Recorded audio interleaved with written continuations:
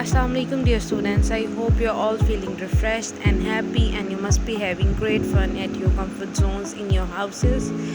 So as you all know, our summer vacations have been started. So before you dive into the adventures of yours, we need to discuss a few things about our summer pack that you have to complete in your summer vacations, and we need to discuss a few things about your summer packs, and I'm going to guide you about the activities that we are going to do in that summer pack of yours.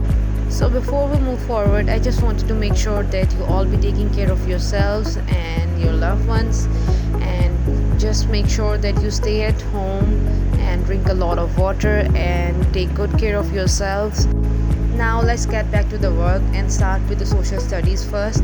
Activity 1. Activity 1 of the social studies is on the page number 46 of your summer pack, and what you have to do in that activity is that you have to label the diagram of earth that you can see on that page, and you have to explain the internal structure of the earth. As you all know, our surface have different layers, and you have to write the names of those layers in that label diagram, and you're also going to write a few details about these layers in the lines given below.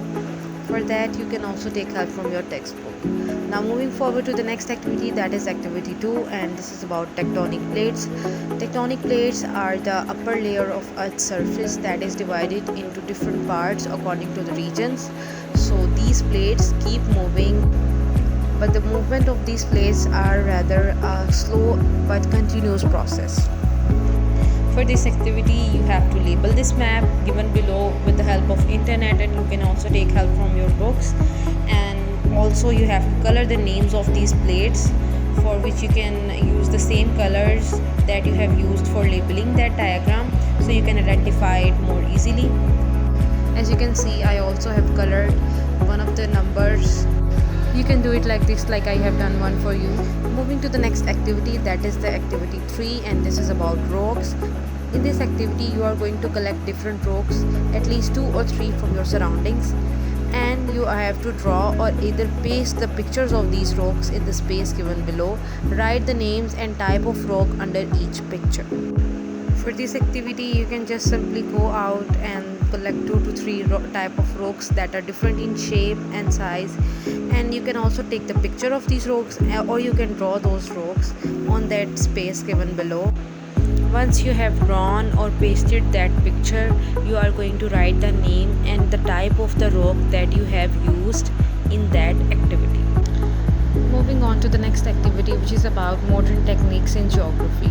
This is your activity number 4, and what you have to do in that activity, you have to make a booklet on modern techniques of geography and explain all the techniques in 4 to 5 lines with the help of pictures.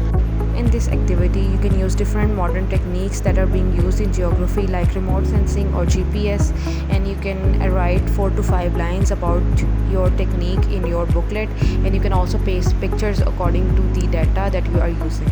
As you can see, this is a very fun activity, so you can use different chart papers or different color papers and pictures from the internet or from the old books, and you can just paste those pictures on this booklet and write informative data about those pictures or techniques that you are using. So our next activity, activity number 5, is about primary and secondary sources in history. So first you have to know about the primary and secondary sources. Primary source is the first-hand data that you collect from the original source, or the fact that you gather from visiting those places that you are going to research about. While the secondary source of data is the data that you collect from books, articles, or magazines, or any related information from the internet.